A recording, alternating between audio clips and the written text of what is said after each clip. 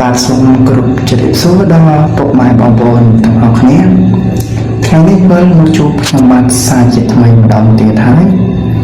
ថ្ងៃនេះផងដែរខ្ញុំក៏មានរឿងរ៉ាវដ៏ព្រឺព្រួតមួយទាក់ទងនឹងវត្តចាស់បុរាណមួយកន្លែងលើកមកនិយាយចែកជូនដល់ពុកម៉ែបងប្អូនបានស្ដាប់ផងដែរ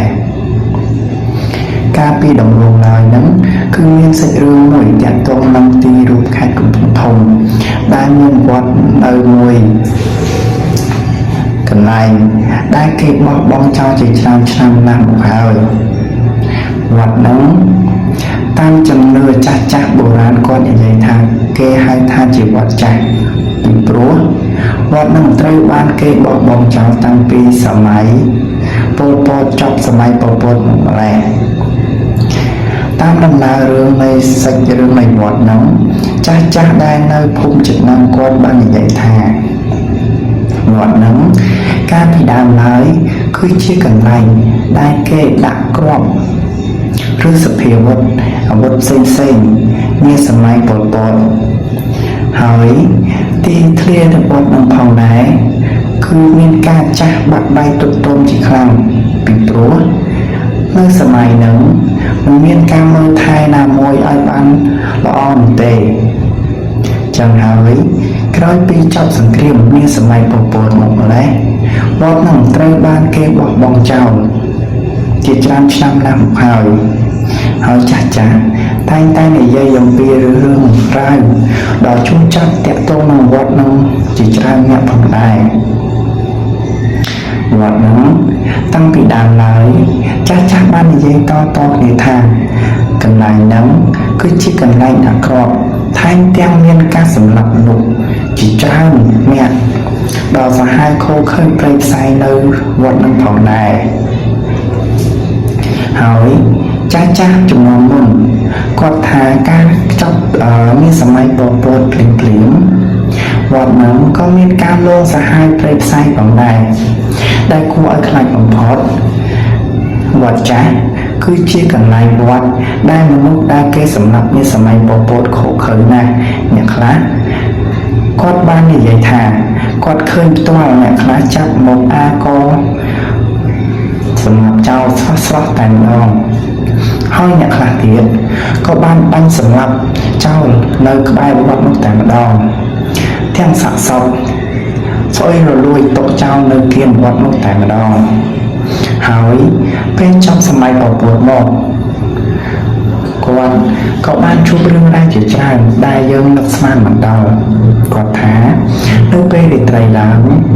គឺមានការលងបន្លាចជាខ្លាំងហើយអ្នកខ្លះបានដើរកាត់តាមនោះភ្លឺសូរសំឡេងត្រហួយំត្រហឹងអង្កងហើយអ្នកខ្លះទៀតបានដើរកាត់តាមនោះឮសូរសំឡេងសាយឲ្យជួយផងសំឡេងទាំងអស់នេះគឺបង្កប់ទៅដោយអត្ថន័យឈឺចាប់ព្រៃផ្សៃ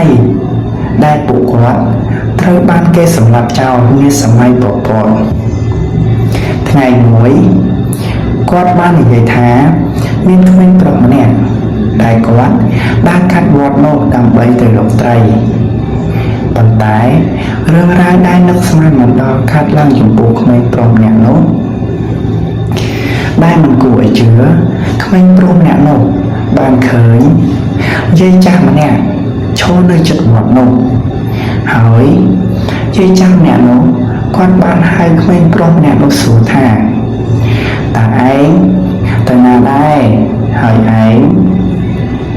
គង់នៅភូមិនេះមែនទេក្មេងប្រុសម្នាក់នោះក៏បានតបទៅគាត់វិញថាបាទលោកយាយខ្ញុំរស់នៅភូមិនេះជាយូរណាស់មកហើយតាំងពីចំនួនយាយរបស់ខ្ញុំមកម្ល៉េះប៉ុន្តែខ្ញុំមិនបានឃើញលោកយាយតតែសោះតើលោកយាយមកពីណាទៅណាដែរបានមកឈរនៅគៀនវត្តនេះតែម្នាក់ឯងដូច្នេះលោកយាយក៏បានបន្តទៀតថា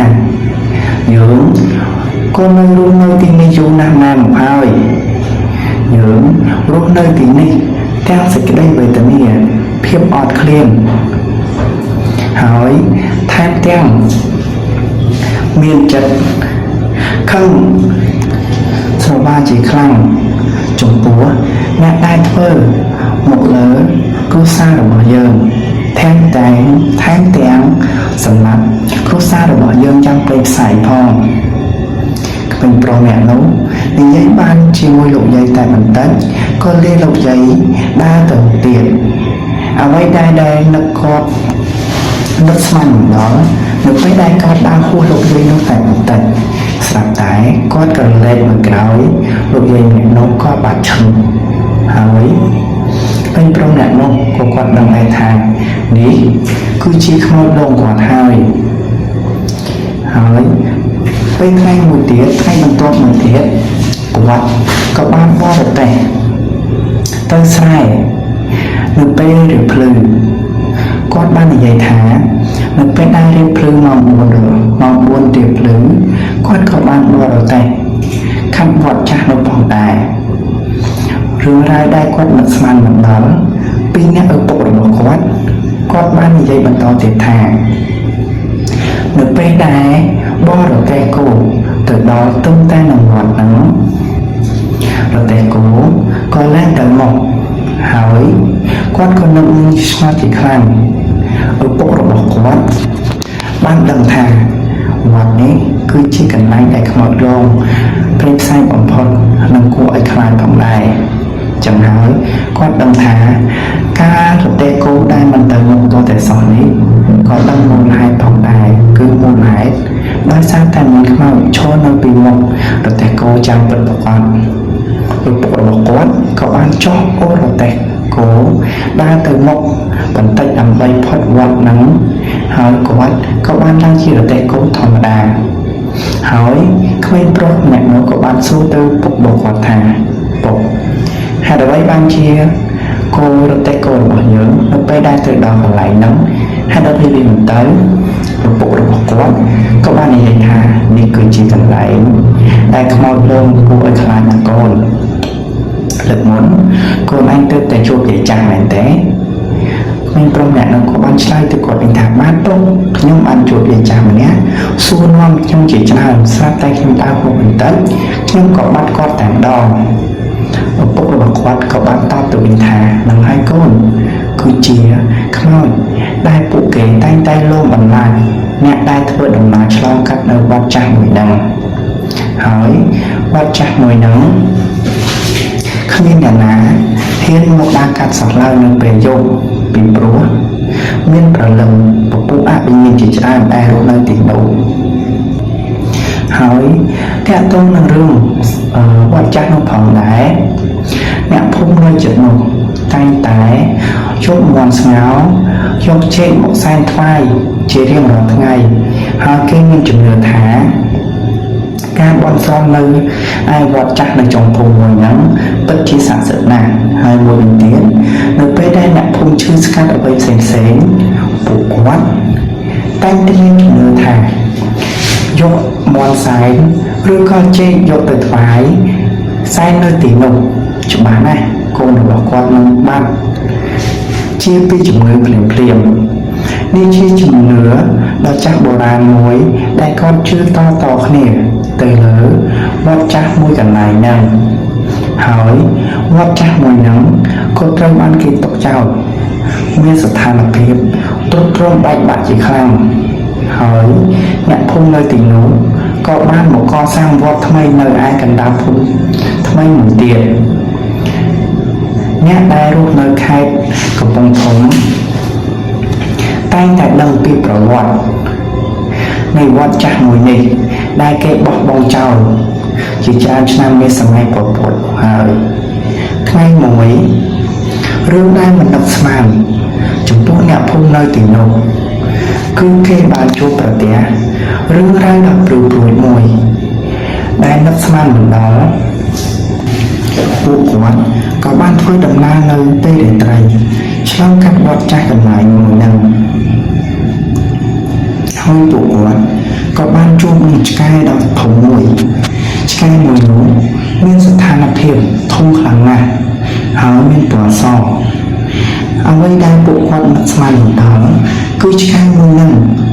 ដើរឆ្លងកាត់ផ្លូវចូលទៅសំដៅទៅវត្ត ហើយឆ្កែមួយហ្នឹងគឺមានស្ថានភាពកំបត់កនិយាយឲ្យខ្លីគឺអត់មានក្បាលដែលវាឆ្លងកាត់ផ្លូវនៅក្នុងគាត់សំដៅទៅវត្តហើយពួកគាត់ក៏បានដឹងច្បាស់ដែរថានេះគឺជារឿងរ៉ាវមួយដែលគាត់គួរឲ្យតក់ស្លុតដែលមិនដែលជួបពីមុនមកថាសត្វឆ្កែដ៏ធំមួយនេះវាអត់មានក្បាលវាមានតែខ្លួនហើយដើរឆ្លងកាត់ផ្លូវនៅក្នុងគាត់ស្រស់ស្រាយបែបនេះស្ថានភាពបែបនេះបានធ្វើឲ្យល្បីសុសសាយនៅក្នុងភូមិហ្នឹងអ្នកភូមិមួយហ្នឹងក៏បានខ្លាចជាខ្លាំងហើយពួកគាត់មិនដែលហ៊ានឆ្លងកាត់នៅពេលរាត្រីសោះឡើយពីព្រោះរឿងរ៉ាវប្រវត្តិនៃវត្តចាស់មួយហ្នឹងគឺមានការលងសាហាវមែនទែនហើយនៅថ្ងៃបន្ទាប់មួយទៀតដូនចាស់ម្នាក់គាត់ក៏បានដើរទៅទីហ្នឹងផងដែរដើម្បីចង់ដឹងថាតើវត្តមួយហ្នឹងពិតជាមានការលងសាហាវផ្លេចផ្សាយដែលគួរឲ្យខ្លាចដូចដែលអ្នកភូមិនិយាយដែរឬទេដូនចាស់មួយហ្នឹងគាត់បានចេះមុនវិជាការជាច្រើនហើយគាត់ថែមទាំងមានប្រឡ័យការពារខ្លួនរបស់គាត់មិនឲ្យខ្មោចមកយាយីគាត់បានសោះឡើយគាត់គឺជាដែលដូនចាស់សង់ពីសម័យប្រពន្ធហើយគាត់ក៏បានដឹងរឿងរ៉ាវជាច្រើនទាក់ទងនឹងវត្តនឹងផងដែរប៉ុន្តែក្រោយពីចប់សម័យសង្គ្រាមប្រពន្ធមកគាត់មិនដែលបានសូវទៅនៅជិតវត្តនោះសោះឡើយលើតែក្មេងៗនឹងអ្នកភូមិនិយាយតគ្នាថាវត្តមួយនោះមានការលងសាហាវដែលគួរឲ្យខ្លាចហើយគាត់ក៏ចង់ដឹងចង់ឮចង់ឃើញច្បាស់តែទាល់នឹងផ្នែកគាត់តែម្ដងហើយគាត់ក៏បានដើរទៅនៅពេលរាត្រីយប់ស្ងាត់មានពេលកណ្ដាលរាត្រីតែម្ដងគាត់បានដើរទៅដល់ទីនោះគាត់ថែមទាំងមានបល័យការពារខ្លួននឹងអាចមើលឃើញខ្មោចជាច្រើននៅជុំវិញវត្តនោះផងដែរគាត់បានដើរទៅដល់គាត់នឹកស្មានមិនដល់ថាមានខ្មោចជាច្រើនដែលកំពុងតែខ្លះអង្គុយខ្លះយំខ្លះឈរត្រហោយំពេញតែវត្តនេះក៏ដោយសារតែគាត់មានបល័យអាចមើលឃើញខ្មោចបានចឹងហើយទើបគាត់អាចមើលឃើញខ្មោចទាំងអស់នេះគាត់ក៏បានដើរមកជុំនៃវត្តចាស់នោះផងដែរគាត់បានទៅដឹងថាពួកព្រលឹងខ្មោចអវិញ្ញាណជាច្រើនដែលរស់នៅក្នុងវត្តនេះមិនបានទៅណាសោះឡើយវានៅតែមានកំហឹងសងសឹកចំពោះបុគ្គលដែលធ្វើបាបក្រុមគ្រួសាររបស់គាត់ហើយពួកវានៅតែមានកំហឹងគុំគួនចំពោះអ្នកដែលសម្លាប់គ្រួសាររបស់គាត់ជានិច្ចគាត់ឃើញស្ថានភាពដូចនោះលុះដល់ស្អែកឡើងគាត់ក៏បានយកអង្ករហើយនឹងនំនែកខ្លះហើយស្ករគ្រាប់ខ្លះគាត់ក៏បានដើរទៅម្ដងទៀតនៅពេលកណ្ដាលរាត្រីទៀតហើយគាត់ក៏បានសូត្រមន្តវិជាការហើយថែមទាំងឧទ្ទិសកុសលដល់ពួកខ្មោចទាំងអស់នោះថែមទាំងបានអង្ករនិងស្ករគ្រាប់ហើយបាននិយាយថាណែពួកខ្មោចឯងឈប់មានគំនុំគុំគួនទៀតទៅឯងទៅចាត់ជាចោះបើសិនជាឯងរស់នៅទាំងសេចក្តីកំហឹងបែបនេះពួកឯងគ្មានថ្ងៃបានចាប់ជាតិកើតជាមនុស្សម្ដងទៀតឡើយហើយគាត់បានសូត្រមន្តវិជាការព្រមទាំងបានអង្ករនិងស្ករគ្រាប់នៅជុំវិញវត្តនោះតែម្ដងហើយបានឧទ្ទិសកុសលដល់ពួកខ្មោចទាំងអស់នោះដើម្បីកុំឲ្យមានការលងបន្លាច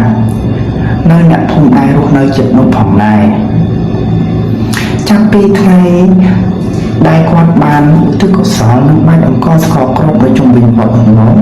វត្តនោះក៏មានស្ថានភាពស្ងប់ស្ងាត់ជាខ្លាំងហើយមិនដែលលងបន្លាចអ្នកភូមិសោះឡើយអ្នកភូមិក៏បានដឹងដែរថាដូនចាស់ម្នាក់នេះពិតជាមានមន្តវិជាការដ៏សាហាវមែនទើបអាចបង្ក្រាបខ្មោចជាច្រើនដែលរស់នៅក្នុងវត្តនោះធ្វើឲ្យមានស្ថានភាពស្ងប់ស្ងាត់បាន ចាប់ពីថ្ងៃនឹងមកវត្តមួយហ្នឹងក៏មានស្ថានភាពស្ងប់ស្ងាត់ហើយអ្នកភូមិរស់នៅជិតនោះក៏លែងមានការភ័យខ្លាចចំពោះការលងបន្លាចរបស់ពួកអមនុស្សនឹងទៀតដែរបាទរឿងរ៉ាវមួយហ្នឹងក៏បានបញ្ចប់ទៅត្រឹមហ្នឹង